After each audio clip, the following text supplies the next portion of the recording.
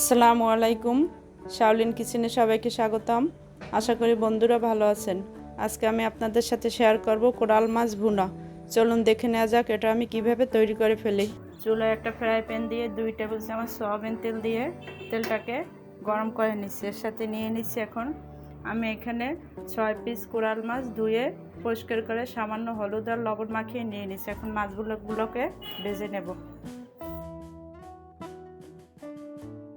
চুলার আঁচ মিডিয়াম করে মাছগুলোকে লাল করে ভেজে নিচ্ছি। মাছগুলোর এক পিঠ হয়ে আসছে, এখন এগুলোকে উল্টে দিচ্ছি।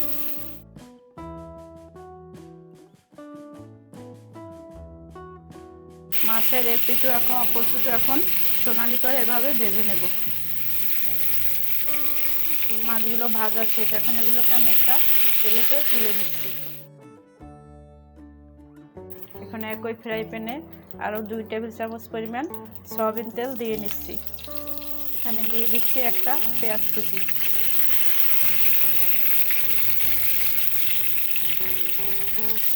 পেঁয়াজগুলোকে এখন একটু 2 মিনিট ভেজে নিচ্ছি।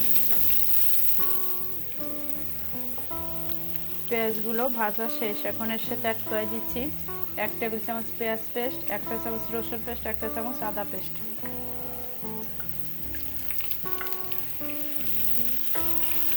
এখানে মশলাটাকে আরও কষাই নেব 2 থেকে 3 মিনিট।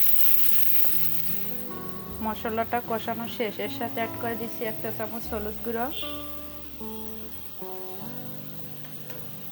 1/2 চামচ মরিচ গুঁড়ো, 1/2 চামচ ধনে গুঁড়ো, 1/2 চামচ জিরা গুঁড়ো। এখন এর সাথে একটু সামান্য পানি অ্যাড করে মশলাটাকে কষাই নেব আরও 2 থেকে 3 মিনিট।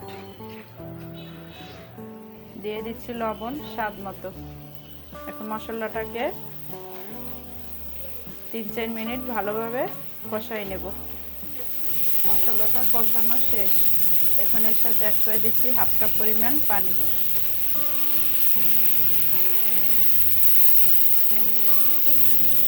পানিতে ফোটার জন্য অপেক্ষা করব।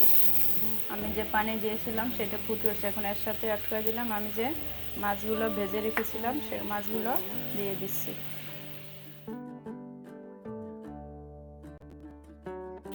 মাছগুলোকে এভাবে রান্না করব 3 থেকে 4 মিনিট। ফিরে এলাম 4 মিনিট পর, এখন মাছগুলোকে আমি আবার একটু উল্টে দিচ্ছি।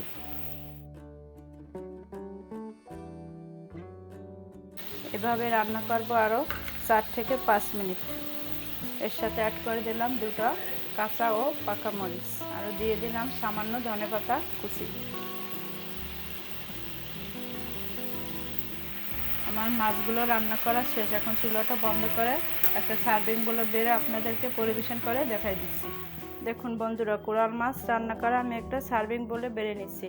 আপনাদের যদি আমার এই কোরাল মাছ রান্নার রেসিপিটি ভালো লেগে থাকে অবশ্যই লাইক, কমেন্ট, শেয়ার করবেন এবং আমার চ্যানেলকে সাবস্ক্রাইব করে বেল আইকনটি বাজিয়ে রাখবেন যাতে নতুন ভিডিও পেতে পারেন। সবাই ভালো থাকবেন, সুস্থ থাকবেন। আল্লাহ হাফেজ।